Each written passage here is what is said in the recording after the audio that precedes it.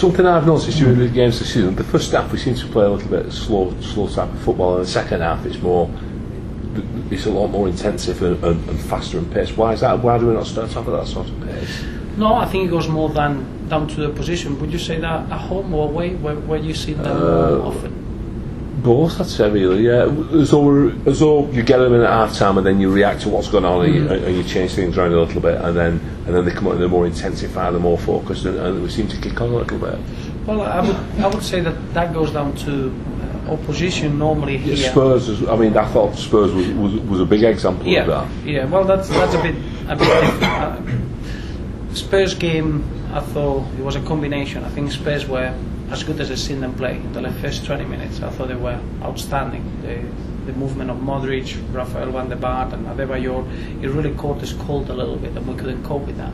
But the same way, remember that teams come here and they want to be just very, very solid, and they try to press us high up, and they don't take any risks, and there's not much space, and we need to work really, really hard to get in good positions. And I think the games open up a little bit more, and going back to that physical aspect, we can last games a lot stronger, finish the last 15 minutes a lot stronger than other teams. And other teams are very defensive minded, they want to stop you from playing, and they waste a lot of energy doing that, and that's okay if we don't get punished, because the longer the game goes, the stronger that we can perform. And once more, having the possibilities we got in the squad, we can change things around and we can adapt to what's needed. And I wouldn't say that it's been in every game. I would agree with you in the home games, probably because of the opposition. They play in a way that they were very, very defensive minded, that they want to just stop us from playing. Everyone is aware that we are a very good team in possession, and they want to stop that, and they work really, really hard, and then it gets a point that they can carry on doing it for 95 minutes, and then we get a lot of joy later on in the game. Now we need to just understand that we shouldn't get punished by the mistakes that we've been making, and that's another aspect. We've made mistakes. Football is a game of errors. You make mistakes, but as a team we need to be better on respond to them mistakes and cover each other up a little bit better, and just not to get punished in every mistake that we make. And probably that's something that we've been punished too much in the last few games. Right. Okay. Thanks.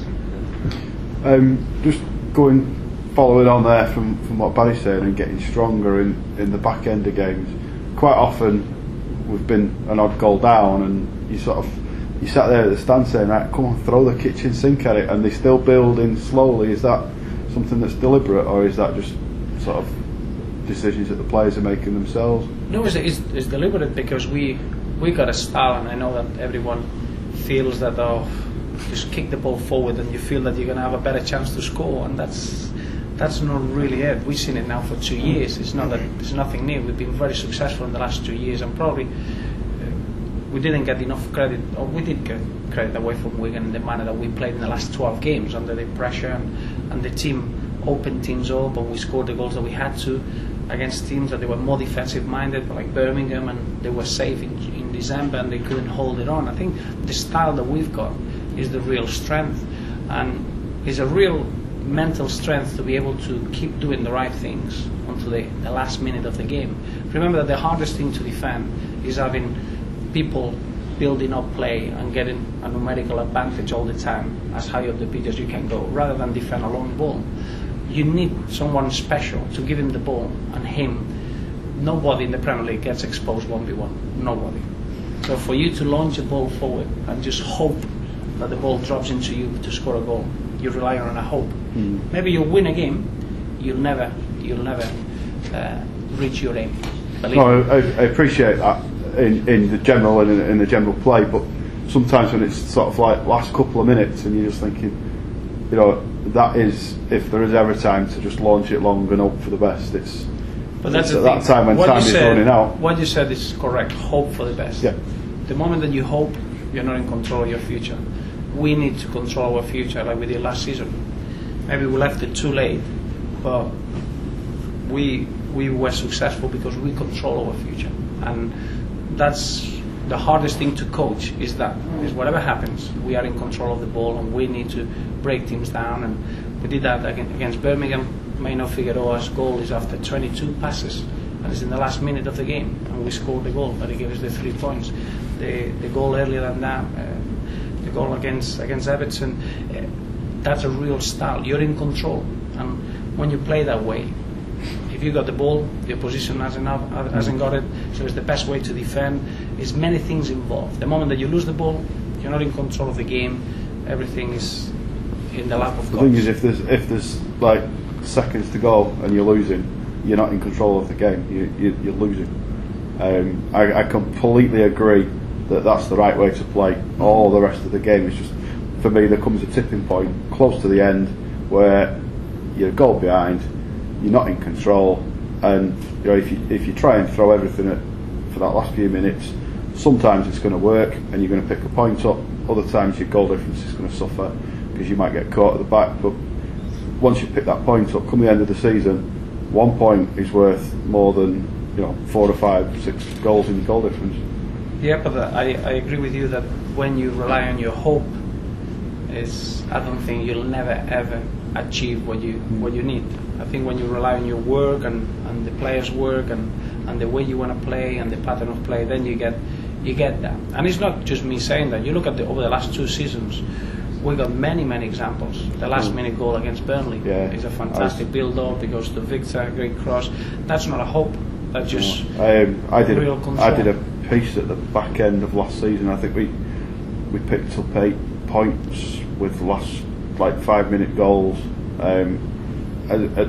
as an aggregate. So I think we picked up 12 and dropped 4 points with last-minute goals. So definitely we do go strong towards the back end of the game. But that's many things towards the physical aspect that I said, that we work really hard on keeping the players. But then it's that pattern of play, the keeping and just battering the opposition mentally and physically. If you have to chase that ball, it is a moment that you give up. The moment that you give them the hope to challenge or to compete for that ball. And these teams are very experienced in the Premier League. There are teams that they work just how to kill the last 10 minutes of the game. So if you're not in control of that ball, they'll take. If you go to Stoke, that it takes 56 minutes to take a throw in. The keeper takes 33 seconds to kick the ball. So if you give them the ball, it doesn't matter if you hope, it's just you're going to lose a minute of the next action. And over the course of the season, that doesn't take you anywhere. I was going to ask something along that line. I'm glad I didn't. Changing tacks again. We've recently lost Dave Watts. How are we progressing with regards to? Yeah, well, we're very excited about that. Obviously, Dave Watson has been tremendous with us, and as you know, if you met him, he's a gentleman. He's got a great experience in the game, and he's been very influential in the last 2.5 years. Obviously, he's got an opportunity now in Newcastle, and we wish him well, and we hope that he really enjoys his role. Now, probably is an opportunity for us as a football club for many reasons. First, because it's 2.5 years now that we work with the development squad, that I think has been very successful. When you're starting to work on the youth system in any football club, you need to start on the top. I think the development squad is as good as it gets in the country, in the way we help the players in every aspect of the game. The facts are there, and the players that we sold a player. We've got 2 players on loan. I feel that 3 players that the current development squad, they'll have a chance in the first team. I feel another 6 will be professional footballers. I don't know what level. So that group works. Now what we want to do, and with Jonathan, is develop a structure for the other levels, and that means centre of excellence, make it a good footballing path of continuity, of developing our local talent. And that will bring a head of training program. We're working in having a facility with 10 bedrooms where we're going to have talent from all over Europe, from all over the UK, and that's going to be monitored by a lifestyle coach with individual needs. And we're going to set a completely different structure than what we had in the last few years. We need to go along the line the new EPP rules. We want to be a category 2. And we're working really hard in develop something unique that it works for us, and we can develop our players, because I don't think any other Premier League club can give that opportunity to the youngsters to play in the first team. I think it becomes harder and harder now for the Premier League clubs to give opportunities to the youngsters. And I think we got a very unique opportunity to develop a very good structure for the youngsters to get into a professional status. And we'll do that in a different way. I think the facilities now, we bought the training ground. That's going to take a little bit of time, but slowly we're developing something that we can be proud of behind the scenes at Wigan.